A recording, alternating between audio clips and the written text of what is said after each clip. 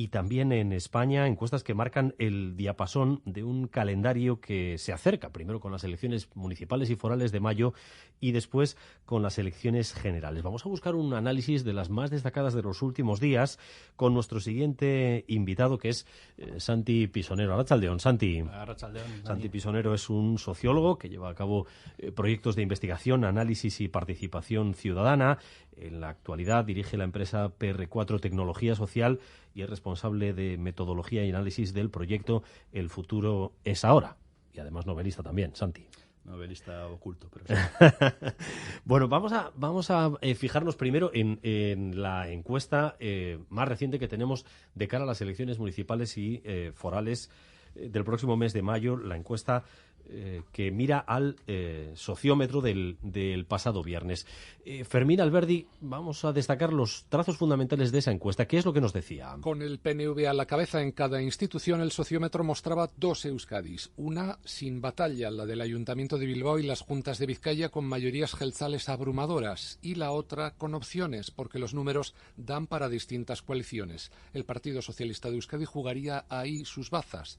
Tanto en Donostia como en Vitoria-Gasteiz, EH Bildu y los socialistas vascos están cerca de la punta y harían un bloque fuerte de coaligarse, un bloque de izquierdas al que, si se suma el Carrequín Podemos, está cerca del 50% de intención de voto para Juntas de Álava y del 57% en Guipúzcoa.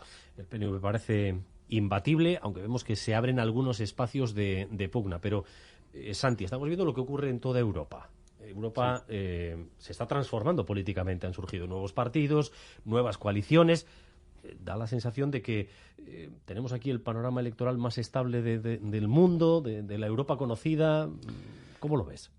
Bueno, pues efectivamente Euskadi se comporta electoralmente de una manera bastante previsible y esto ha sido históricamente. Yo recuerdo que estudiando la carrera, pues hace ya un montón de años, comparábamos los resultados de las elecciones previas al golpe de Estado del 36 con el resultado de las primeras elecciones en democracia. Y era realmente curioso cómo existía una traslación muy similar entre los resultados antes y después. 40 años mediante, dictadura mediante, y con unos cambios sociodemográficos brutales. E incluso partidos como el PNV o el Partido Socialista de Euskadi pues mantenían las siglas, ¿no? El resto de partidos podían haber trastocado las siglas, pero es una cosa realmente asombrosa cómo Euskadi perpetúa unos mínimos de porcentaje de votos en los 3-4 grandes bloques políticos. Uh-huh. ¿Eso implica que nunca van a cambiar las cosas o...? No, es más, bueno, lo que habéis apuntado con respecto al sociómetro, pues ha sido un análisis certero, lo que pasa que hay que hilar siempre fino, ¿no? Entonces, en mi opinión, lo que el sociómetro pone encima de la mesa es la letra pequeña, cuando habla del porcentaje de abstención que se espera, cuando se habla de por dónde van los jóvenes. En mi opinión, eso es lo que tendríamos que estar mirando un poco más a medio plazo. Uh-huh. Es cierto que puede parecer que el pescado está vendido, siempre y cuando se respeten o se tenga una continuidad la política de pactos seguida hasta ahora, que tampoco nos lo garantiza nadie, ¿no? Es decir, la suma de bloques, bueno, a mí me da un poco miedo analizar la suma de bloques porque en cualquier momento puede intervenir otros factores, pero bueno, si es verdad que los grandes números son los que son, es probable que no haya grandes variaciones, pero de fondo sí existe... en mi opinión, una desafección, sobre todo por parte de la gente más joven, que es similar a la que puede estar sucediendo en el resto de Europa. Uh-huh. Vamos entonces a la letra pequeña. Vizcaya parece decidida, sería una revolución que en Vizcaya a corto plazo vaya a haber cambios, sí. Pero en Guipúzcoa y en Araba hay juego, o al menos hay espacios de juego. ¿Tú qué destacarías de esta encuesta a 7 meses vista? Bueno, esta encuesta, para empezar, ella misma dice que no puede hacer una proyección de los escaños en territorio histórico. Es decir, el sociómetro es una encuesta muy potente metodológicamente, con un montón de muestra, y es capaz de adelantarte cómo puede ser el reparto de ediles en las 3 capitales vascas. Pero no te puede adelantar cómo va a ser el reparto de junteros en los 3 territorios históricos. ¿Y por qué? Pues porque metodológicamente, para poder decir eso, necesitas que la muestra esté muy bien representada en cada una de las circunscripciones que mandan sus representantes. Entonces, en un acto de honestidad, el sociómetro te dice que hasta ahí no llega.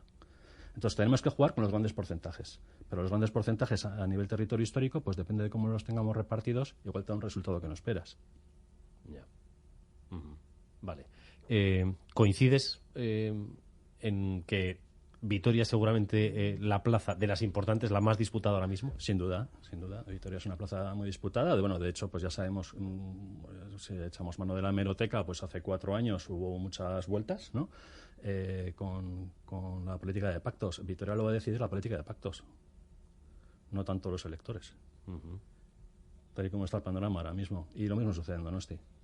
Es decir, hasta llegar al mágico número de mayoría, ¿no? En los 2 ayuntamientos son 27 ediles, entonces, es decir, tienen que llegar a 14 y faltan 1, faltan 2 para que este pacto que nosotros estamos dándolo por descontado, que es PNV-PSOE, se perpetúe en los ayuntamientos, pues necesitará de algún otro apoyo externo. Hay cosas claras y otras menos claras en ese sociómetro. Y ayer teníamos el CIS, y el CIS... Bueno, vamos a recordar también los principales titulares. Fermín. El CIS es el CIS y daba ayer la victoria al PSOE en España con 4 puntos de ventaja sobre el PP de Feijóo, justo lo contrario de lo que dicen todos los sondeos privados. Además, el CIS deja bien parados a los socios de Pedro Sánchez para repetir una mayoría. Unidas Podemos caería algo, pero no tanto como Vox, el apoyo que el PP necesitaría para su mayoría absoluta. Y el mismo CIS presagia tendencias al alza de socios de Sánchez como el PNV o EH Bildu. Bueno, según este CIS, da la sensación de que ha tocado techo el efecto Feijóo, de que la ofensiva de Pedro Sánchez está dando resultados, pero tú sabes mejor que nadie, Santi, que el CIS está muy cuestionado. ¿Qué opinas de esta encuesta? Bueno, yo solamente certifico que el CIF está cuestionado. Yo lo que opino de la encuesta es que lo que tenemos que tener claro es que una encuesta o un sondeo es una aproximación que hacemos imperfecta a la realidad.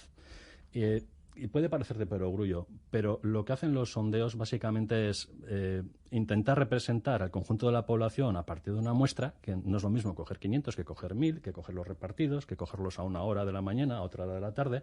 Hay muchísimos sesgos. Entonces, las encuestas son imperfectas. Y solemos medir las encuestas también en función del día de la jornada electoral. Y también yo ahí creo que es un error. La encuesta te está diciendo lo que la gente votaría hoy. A partir de ahí, las encuestas tienen sesgos, como decía. Un sesgo que es, pues, no coger exactamente algo que represente el conjunto, ¿no? Se te va un poco hacia un lado. ¿Y qué es lo que sucede? Que poca gente dice abiertamente lo que va a votar.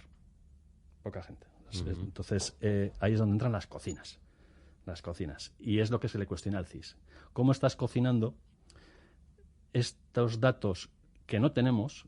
Es decir, tú estás proyectando de gente que no te ha dicho que va a votar una determinada opción política, pero a partir de tu cocina, de tu algoritmo, de tu experiencia, crees que el que ha votado antes a este partido político, que se lo has preguntado, pues tienes más opciones de que vuelva a votar.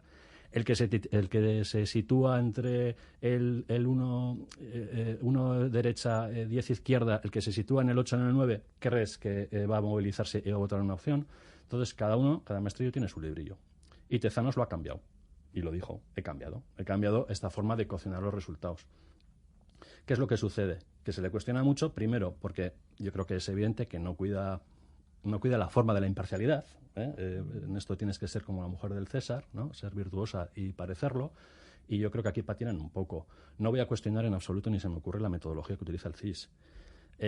Sí es cierto que el resto de encuestas, hay unos análisis por ahí, hay gente muy friki jugando con las encuestas, haciendo proyecciones, con analítica de datos muy, muy potente, que hace encuestas de encuestas, ¿no? Y a partir de ahí, sí es verdad que el PP parece que ha hecho techo meseta y la tendencia del PSOE es ir subiendo. Entonces, la noticia del CIS es que ha habido un sorpaso. Bueno, yo creo que lo interesante son las tendencias. Y la tendencia es que efectivamente el PP parece haber hecho techo. Pero ojo, que esto que tú has denominado efecto Feijóo puede parecer que es un poco gaseosa, pero viendo la letra pequeña del CIS, el efecto Feijóo es potente. La gente del PP es más de Feijóo que la gente del Partido Socialista de Sánchez. Eso lo dice el CIS en la letra pequeña, que es la que nos gusta ver a los que nos dedicamos a mirar los datos, ¿no?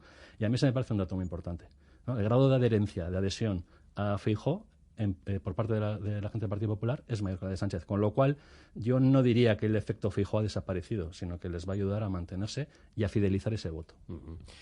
Santi Pisonero, sociólogo, con nosotros para analizar estas últimas encuestas publicadas, las más destacadas sin duda, el sociómetro y el CIS de ayer mismo, unos segundos y llegamos a la 1:30 de la tarde. Estamos comentando la situación política y social, las encuestas con Santi Pisonero, sociólogo, y decíamos, Santi, que hay una niebla que recorre Europa, que es la del descontento, la del malestar, la del cabreo social y que en las elecciones está tomando, entre otras formas, la de la abstención, que es algo que tú has destacado antes en una de tus intervenciones. Según el sociómetro, la abstención estaría en mayo en Euskadi rondando el 40%, sí. En las autonómicas, en las últimas fue casi del 50%. Sí. ¿Tú puedes identificar de dónde sale este desapego, de dónde sale este malestar? Sí, no. no voy a saber identificarlo, es muy complejo. El sociómetro apunta efectivamente a una abstención del 40% cuando las anteriores municipales y forales fue del 35%. ¿Vale? Lo de las el 50% de abstención en autonómicas no nos vale porque había pandemia. Entonces mucha gente pues se achantó y se quedó en su casa. La abstención a mí me ha parecido siempre un poco aquello de lo que habría que hablar más, ¿no? Nos acordamos de la abstención las 2 semanas de campaña electoral. Voy a votar. Si quieres combatir la abstención, lo tienes que hacer en toda la legislatura. Vaya por delante que la abstención es una opción legítima y puede ser una opción pensada y bien fundamentada. No hay que criminalizarla, pero es verdad que si lo que hay de fondo es un descontento tan brutal, y en algunas elecciones ese descontento aflora más visiblemente que en otras, por ejemplo las europeas, porque el sistema lo permite que estas opciones cobren más peso, pues nos podemos encontrar a los antisistema en posiciones de sistema, y eso pues es peligroso. Puede ser bueno o puede no ser bueno, es decir, si trae consigo un meneo de la sartén y una mayor legitimidad de las instituciones, pues bienvenido sea. Pero es verdad que la abstención es ese ruido de motor que tenemos de fondo siempre, ¿no? Y no sabemos si es importante o no es importante. Entonces, en algún momento dado, el coche te podrá dejar tirado. Decíamos antes que el panorama en Euskadi el electoral es estable, pero estamos viendo que en Italia, gobierno que va a liderar la ultraderecha, el Reino Unido prácticamente se está descomponiendo. Vemos lo de Escocia, llevan 4 primeros ministros en 5 años, o sea, cuando era una roca política. En los países nórdicos sucede lo mismo. O sea, no sé si tarde o temprano esto acabará llegando aquí también. Tú decías que los jóvenes tienen un desapego. Los jóvenes tienen un desapego. No me gusta decir que tienen una desafección hacia la política, porque no hay que asimilar política con partidos políticos. O sea, solemos hablar de una desafección hacia la política cuando realmente igual tienes una desafección hacia los partidos políticos. Entonces eso también a mí me gusta matizarlo. ¿Y qué es lo que sucede? Que abstención ha existido siempre, entre los jóvenes ha existido. Por cierto, el sociómetro te está diciendo, el sociómetro no, el CIS te está diciendo que un montón de chavales, el 58% con toda seguridad va a ir a votar frente al 72% de la población. O sea, chavales que incluso se tendrían que estrenar votando te están diciendo que no lo van a hacer. ¿Y cuál es el problema? Que esta pelea intergeneracional que ha existido siempre, o sea, la gente más mayor vota más conservador, la gente más joven vota más radical en los dos sentidos, porque Vox tiene mucho poder entre la gente joven. ¿Cuál es el problema? Que hoy en día, pues con las redes sociales y con la nueva forma de relacionarnos, de comunicarnos, de informarnos, a los que tenemos más de 30 años se nos escapa completamente qué es lo que está pasando por debajo de los 30 años. Y eso hay que sumárselo al problema que per se es el de la desafección política. Necesitamos que traigas tu brújula más habitualmente, Santi. Agradezco que hayas estado con nosotros. A vosotros. Es que recasco, Santi Pisonero, con nosotros. Hoy volvemos contigo, Óscar. El alza de los precios de los combustibles es una de... Y también